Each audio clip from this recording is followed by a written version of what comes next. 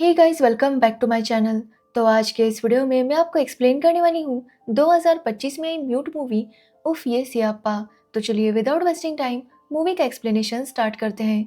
Movie start होती है Kolkata port से, जहाँ पर हम एक आदमी को देखते हैं जो एक पार्सल देने के लिए आया था, लेकिन उसके मुंह में पान था और उसकी चीटों की वजह से पूरा फॉर्म खराब हो जाता है और गलती से वो पार्सल केसरी लाल सिंह को डिलीवर होता है। जिसके बाद हम केसरी को देखते हैं जो इलेक्ट्रिक डिपार्टमेंट में काम करता है। एक्चुअली केसरी के घर के सामने एक कामिनी नाम की लड़की रहती है और केसरी उसकी तरफ अट्रैक्टेड था, जिसके बारे में केसरी की वाइफ पुष्पा को पता चल जाता है और वो हमेशा इस बात पर उससे गुस्सा करती है। अब वैसे तो केसरी पुष्पा से बहुत प्यार करता है, लेकिन जब भी वो कामिनी को देखता है तो वो जैसे कामिनी की खूबसूरती में खो सा जाता है। और इस बात से पुष्पा इस बार भी काफी गुस्सा होती है और डिसाइड करती है कि वो घर छोड़कर चली जाएगी। अब ये बात सुनकर केसरी उसे रोकने की कोशिश करता है, लेकिन पुष्पा उसकी कोई बात नहीं सुनती, क्योंकि पुष्पा केसरी की इन हरकतों से तंग आ गई थी। तभी केसरी के पास वही पार्सल आता है जो देखकर केसरी सोच में पड़ जाता है कि आखिर ये पार्सल उसे किसने भेजा होगा। लेकिन पुष्पा की वजह से वो उस पार्सल पर ज्यादा ध्यान नहीं देता। तो वही पुष्पा अपने बेटे को लेकर बस स्टॉप पर चली जाती है और केसरी भी उसे रोकते हुए उसके पीछे पीछे वहां पर आ जाता है। तो वही पुष्पा भी केसरी से बहुत प्यार करती है, इसलिए वो भी केसरी की बात सुनकर वापस आने के लिए मान जाती है। लेकिन तभी वहां से कामिनी गुजर रही थी और केसरी फिर से कामिनी को देखने लगता है, जो देखकर पुष्पा इस बार बहुत ज्यादा गुस्सा हो जाती है और अब उसका रुकने का कोई भी इरादा नहीं था। जिसके बाद केसरी काफी ज्यादा दुखी होता है क्योंकि पुष्पा वहां से चली गई थी। लेकिन तभी उसकी नजर एक होर्डिंग पर पड़ती है जिस पर लिखा था, गया तो क्या, एंजॉय द फ्रीडम। और ये पढ़ते ही केसरी का मूड ठीक हो जाता है। वो डिसाइड करता है कि अगर पुष्पा यहाँ पर नहीं है तो वो अच्छे से एंजॉय करेगा। इसलिए केसरी घर आता है और डांस करने लगता है। साथ ही केसरी को जब भी कामिनी दिखाई देती तो वो उसमें खो जाता। उसे ऐसा लगता कि कामिनी भी उसे पसंद करती है और वो आकर उसे गले से लगा लेगी। लेकिन ऐसा रियल में कुछ भी नहीं था, ये बस केसरी की इमेजिनेशन थी, क्योंकि कामिनी केसरी को देखती तक नहीं थी। जिसके बाद कामिनी को इम्प्रेस करने के लिए केसरी क्रिकेट खेलने चला जाता है। साथ ही हम देखते हैं कि कुछ लोग केसरी के ऊपर नजर रख रहे थे। अब ये लोग कौन है इसके बारे में हमें आगे पता चल जाएगा।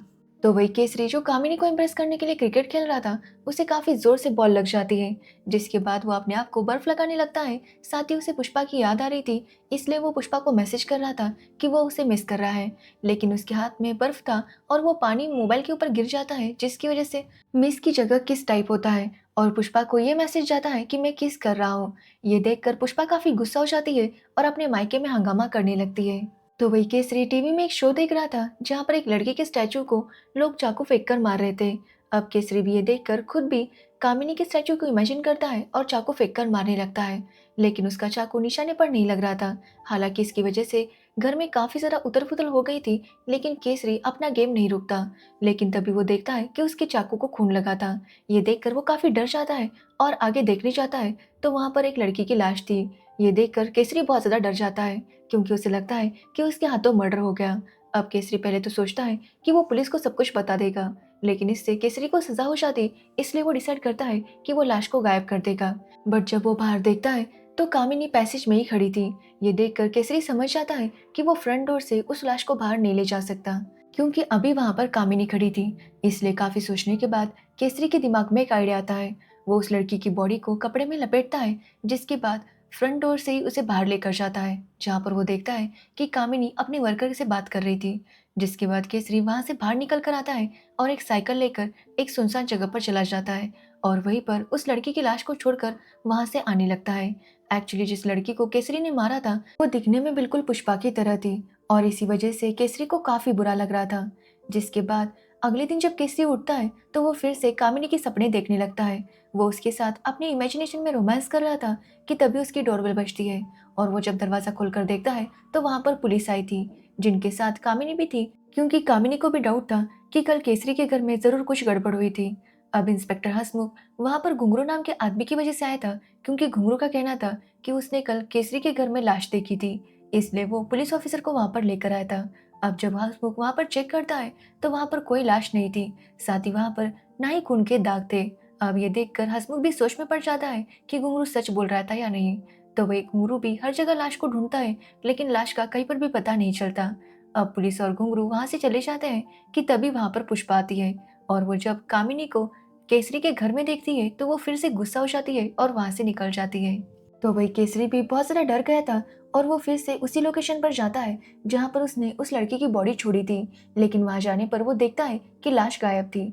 अब ये देखकर केसरी और ज़्यादा टेंशन में आ जाता है कि आखिर वो लाश चली कहाँ गई। जिसके बाद हम उसी लड़की को देखते हैं जिसे केसरी ने मारा था। एक्चुअली वो लड़की का नाम रामन्या है और वो बस मरने का नाटक कर रही थी। यहाँ पर हमें पूरी स्टोरी पता चलती है।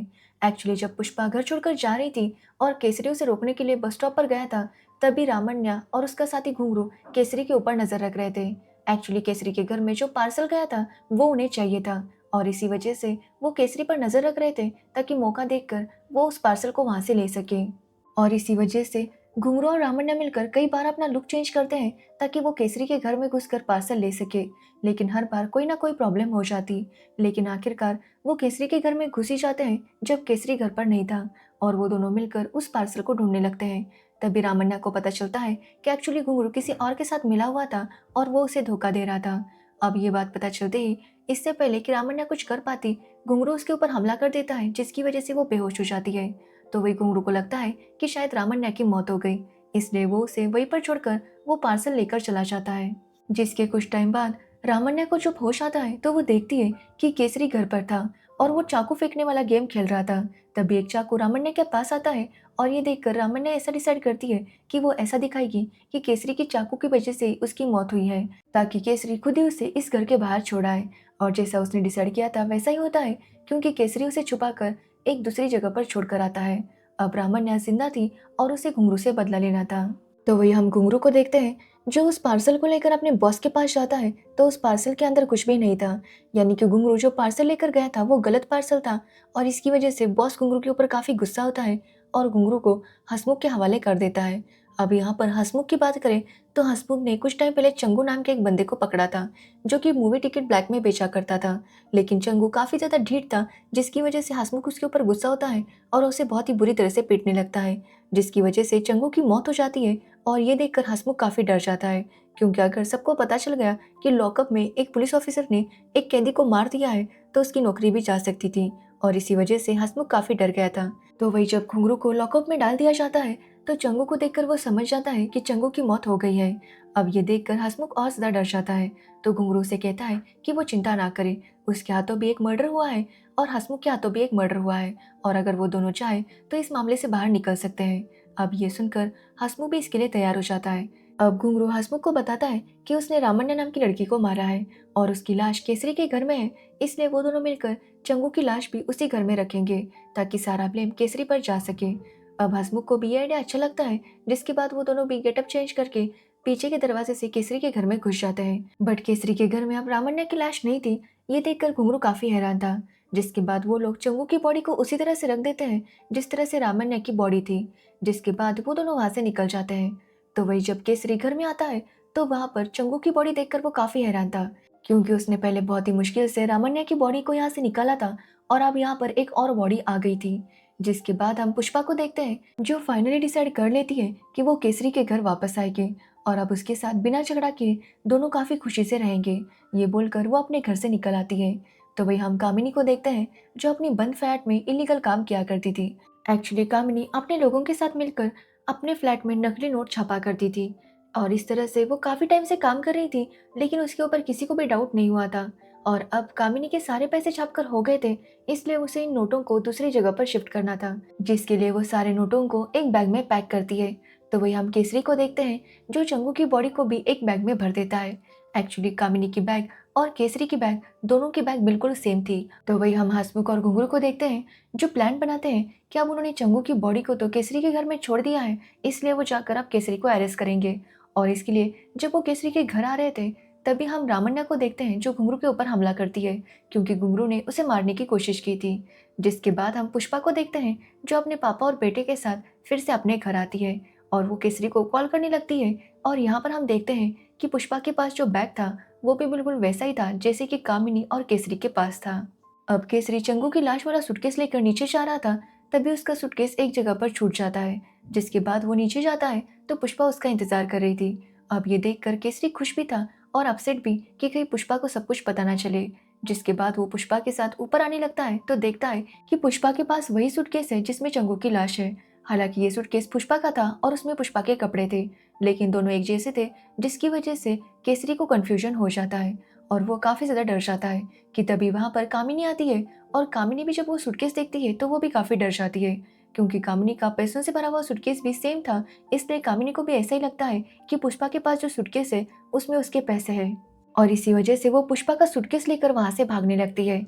अब जब ये पुष्पा देखती है तो पहले से ही वो कामिनी पर गुस्सा थी, और ये देखकर उसका गुस्सा और ज़्यादा बढ़ जाता है, और इसी वजह से वो कामिनी का पीछा करने लगती है। अब उसका पीछा करते हुए कामिनी उसे धक्का देती है और पुष्पा खिड़की से नीचे गिरने वाली थी, लेकिन तभी वहाँ पर रामन्या आती है और पुष्पा को बचा लेती है। साथ ही उन दोनों को पता चल जाता है कि वो दोनों एक्चुअली जुड़वा बहनें हैं, जो कि बचपन में बिछड़ गई थी।